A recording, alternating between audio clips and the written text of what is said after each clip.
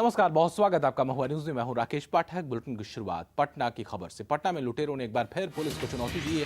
यहां के आकाशवाणी कॉलोनी में एक इंजीनियर के परिवार को बंधक बनाकर करीब 7 लाख की संपत्ति लूट ली गई। इसमें जेवरात और नकदी के अलावा कई कीमती सामान शामिल हैं। पीडब्ल्यूडी के इंजीनियर उमेश कुमार लाल जहानाबाद में पोस्टेड हैं। तो बड़ी खबर, लगातार अपराध का ग्राफ पटना में बढ़ता जा रहा है। एक के बाद एक चुनौती दे रहे हैं बदमाश, और एक बार फिर से पुलिस को सीधी चुनौती। आकाशवाणी कॉलोनी में एक इंजीनियर के परिवार को बंधक बना करके तकरीबन 7.5 लाख की लूट हुई है। इसमें जेवरात और नकदी के अलावा कई कीमती सामान शामिल हैं। पीडब्ल्यूडी के इंजीनियर उमेश कुमार लाल के घर पर ये लूट हुई है। जहानाबाद में पोस्टेड हैं उमेश कुमार लाल। सुनील पांडे और अधिक अपडेट लेकर के हमारे संवाददाता। सुनील, एक के बाद एक चुनौती लगातार बदमाश दे रहे हैं और एक बार फिर से 7.5 लाख रुपए की लूट, और खास बात यह कि बंधक बना करके लूट को अंजाम दिया गया है। निश्चित तौर पर पटना में यूं कहें कि अपराधियों का जो मनोबल है वो बिल्कुल बढ़ गया है, और इसी की मद्देनजर एक के बाद एक आपराधिक घटनाओं को अंजाम देकर पुलिस को लगातार चुनौती दे रहे हैं पटना के अपराधी। एक बार फिर से आकाशवाणी कॉलोनी में ये घटना हुई है। पीडब्ल्यूडी के इंजीनियर हैं उमेश कुमार लाल, इनके घर में अपराधियों ने घुसकर लोगों को बंधक बनाया और उसके बाद घंटों घर में रहने के बाद लूटपाट की घटना को अंजाम दिया। ये कह सकते हैं कि जो अपराधी हैं काफी निडर हो चुके हैं, और पुलिस बिल्कुल मूक दर्शक बनी हुई है। पुलिस ने लगातार जो उनकी खुफिया सूत्र है वो बिल्कुल भंग हो चुका है, और ऐसे में जो पुलिस का जो सूत्र है वो भी बिल्कुल ध्वस्त हो चुका है, और अपराधियों का मनोबल काफी बढ़ गया है। जी सुनील, ये लूट की घटना को कब अंजाम दिया गया, और पुलिस फिलहाल अभी तक कुछ सुराग लगा पाई है, कुछ सुराग हासिल कर पाई है कि आखिर कौन लोग हैं जिन्होंने इस घटना को अंजाम दिया है? पुलिस क्या कह रही है?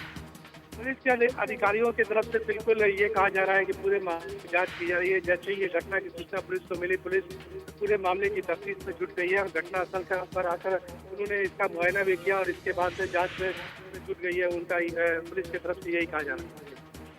चलिए सुनील, बहुत शुक्रिया इस पूरी जानकारी के लिए आपका। तो आकाशवाणी कॉलोनी पटना में जहां पर लूट को अंजाम दिया गया, तकरीबन 7.5 लाख की लूट हुई है।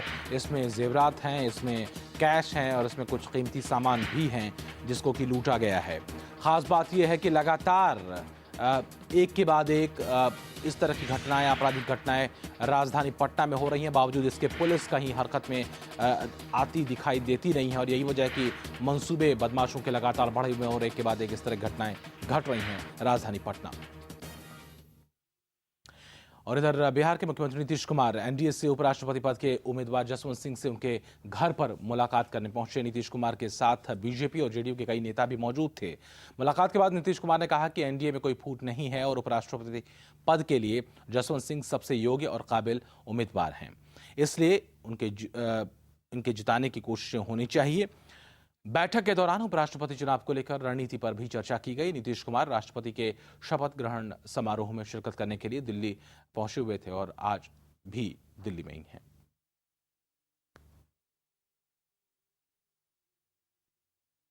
और वहीं नीतीश कुमार ने प्रणब मुखर्जी को बिहार आने का न्योता दिया है। प्रणब मुखर्जी से मंगलवार को ही नीतीश कुमार ने मुलाकात की थी और बिहार आने का न्योता दिया था। देश के 13वें महामहिम प्रणब मुखर्जी ने नीतीश के न्योते को स्वीकार कर लिया है। अगस्त के दूसरे पखवाड़े में इस संबंध में कोई कार्यक्रम बन सकता है। राष्ट्रपति के हाथ नीतीश सरकार एक नई कृषि योजना का शुभारंभ करवाना चाहती है। हमने उनसे मुलाकात करके औपचारिक रूप से भी निमंत्रण दे दिया, उन्होंने स्वीकार कर लिया। वो अगस्त के दूसरे पखवाड़े का कार्यक्रम बना सकते हैं, और आज तो औपचारिक रूप से राष्ट्रपति पद का शपथ लेने के बाद भी औपचारिक तौर पर भी पत्र आज पहुंच जाएगा बिहार सरकार की तरफ से, और उनके हाथों से हम एक बहुत बड़ी योजना की शुरुआत करना चाहते हैं।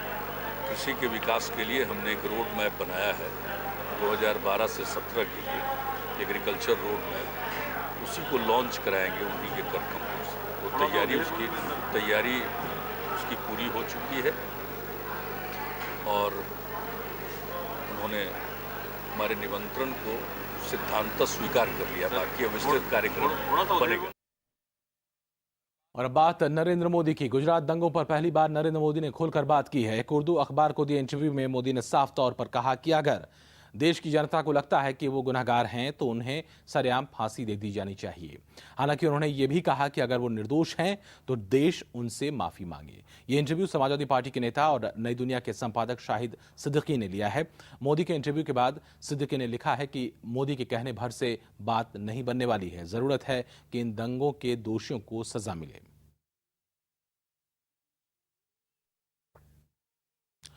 तो ये एक अहम खबर नरेंद्र मोदी से जुड़ी हुई। पहली बार गुजरात दंगों पर बहुत स्पष्ट रूप से बोले हैं नरेंद्र मोदी और उन्होंने कहा है कि अगर वो दोषी हैं तो उनको सरेआम फांसी दे दी जाए। साथ ही उन्होंने अगर ये भी जोड़ा है कि अगर वो निर्दोष हैं तो फिर उनसे देश माफी मांगे। ये बात कही है नरेंद्र मोदी में एक उर्दू पत्रिका में, शाहिद सिद्दीकी की पत्रिका है ये, जो समाजवादी पार्टी के नेता हैं, और उन्होंने खुद नरेंद्र मोदी का इंटरव्यू इस मसले पर लिया था। और आखिरकार इस विषय पर अमूमन नरेंद्र मोदी चुप रहते हैं, कुछ बोलने से कतराते हैं, लेकिन पहली बार बहुत स्पष्ट रूप से इस पूरे मसले पर उन्होंने अपना पक्ष रखा है। और अब एक ऐसी खबर का जिक्र करते हैं जो बहुत सारे सवाल खड़े कर रही है। खबर भोजपुर जिले की है, जहां कालाबाजारी के आरोप में उदवंत नगर थाना क्षेत्र के मलथर गांव में करीब 400 बोरे से लदे ट्रक को जब्त किया गया है। इसकी बाकायदा सूची बनाई गई, लेकिन गाड़ी जब थाने पहुंची तो अधिकारियों के बयान बदलने लगे। अधिकारी कहने लगे कि मात्र 395 बोरी गेहूं ही बरामद किए गए हैं। तो आखिर 5 बोरी गेहूं कहां गया, ये एक सवाल है। कहानी में ट्विस्ट उस वक्त आया जब जिला आपूर्ति अधिकारी की गाड़ी से गेहूं के दाने बरामद किए गए। तो क्या इस घोटाले में जिला आपूर्ति अधिकारी शामिल हैं, ये भी एक सवाल है। पूरे मामले में ट्रक के मालिक और ट्रक को जब्त करने वाले पुलिस अधिकारी क्या कहते हैं, ये आपको सुना रहे हैं। त्रिपाल खोल करके उसमें से 5 बोरा उतारा गया। वहाँ पर भी गेहूँ, तो हम लोग ये अप्रोच किया कि भाई हमारे गाड़ी के साथ लोग छेड़छाड़ क्यों कर रहे हैं, मेरा माल क्यों उतारा है उस पर से। कहा था कि तो नहीं अधिक मानेगा इसको, तो प्रोटेक्ट करके उसको पहले मारो इसको और तुम ऐसे भागो। कहेंगे ठीक है तो मारिए, हमको भागेंगे नहीं, कि जो होता है तुम चुपचाप देखो। तो हम लोग अपने डर से अपने चुपचाप मुख्य दर्शक बन करके हम लोग देखते रह गए। करीब 900 बोरी गेहूँ और कुछ बोरी में चावल है जो गोडाउन में है, और 400 बोरी लोड है जो ट्रक पे है, करीब 1300 बोरी। पहले जो आपने बाइट सुनी वो ट्रांसपोर्टर की बाइट है, जिससे कि बरामद किए गए हैं 400 बोरे गेहूं के। पुलिस ने अपना स्टेटमेंट दिया है, वो भी हम आपको सुना रहे हैं। और इसके अलावा डीएसओ साहब की गाड़ी से अनाज की बरामदगी पर गाड़ी के मालिक और डीएसओ का क्या बयान है, वो भी जरा सुनिए। सरकारी बोर्ड कैसे लगा हुआ है? कैसे लगा हुआ है? इसमें कौन चढ़ता है? आप चढ़ते हैं? हम चढ़ते हैं। तो आप जिला आपूर्ति पदाधिकारी हैं? ना, हम इस गाड़ी पे, हम गाड़ी के मालिक हैं, हम खुद चढ़ते हैं। मैंने आप जब चढ़ते हैं 10 बजे के बाद वहाँ चला जाता है जिला। नहीं तो फिर जिला आपूर्ति पदाधिकारी का बोर्ड लगा करके आप कैसे घूमते हैं? अरे जिला पदाधिकारी 10 बजे के बाद इस पर बैठ घूमते हैं। 400 बोरे बीएसएफसी का अनाज उस पर लदा था, 400 बोरे गेहूँ। परंतु जब मलथर से गाड़ी थाने पर आई तो 395 बोरे हुए। आखिर 5 बोरे गए तो गए कहाँ? थाना प्रभारी द्वारा जो प्रतिवेदन दिया गया 400 बोरा ऑन रिसीप्ट 400 बोरा पैकेट का है। उन्होंने उस समय साफ कहा था कि ये बोरे गिनती कर ली गई हैं, उसके बाद ही आंकड़े दिए गए थे। उनके द्वारा क्या कहा गया हमको जानकारी नहीं है। 5 बोरा मलथर पॉइंट पर उतार लिया गया, 395 बोरा है, 395 पर FIR हुआ। आपकी गाड़ी में फिर गेहूँ कैसे गिरे हुए थे, ये हमको नहीं पता है। रात में आपकी गाड़ी कौन इस्तेमाल करता है? कोई नहीं। सर, आपका बोर्ड लगा हुआ गाड़ी दूसरा आदमी इस्तेमाल करता है, वो कहता है कि ये जिला आपूर्ति पदाधिकारी का गाड़ी है। हमको जानकारी नहीं है। आपकी गाड़ी उस दिन सुबह में भी थाने पर गई है, उदवंत नगर थाने पर? ये हमको पता नहीं है। आखिर किसकी गाड़ी है?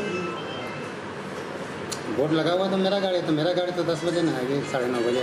जब कोई अगर आप उस गाड़ी पे नहीं बैठ रहे हैं तो फिर उसके बोर्ड को ढक देना चाहिए। फिर वैसे में आपकी गाड़ी अगर थाने पे लगती है जाकर तो आखिर कौन शख्स था? जिस समय उपयोग किया गया उस पर DSO बैठे थे। नहीं आखिर सर, कौन शख्स इस्तेमाल कर रहा है? आपके गाड़ी से मान लीजिए किसी तरह का कोई गलत काम किया जाए, बोर्ड आपका लगा उसका प्रूफ दिया जाएगा तब हम कार्रवाई करेंगे।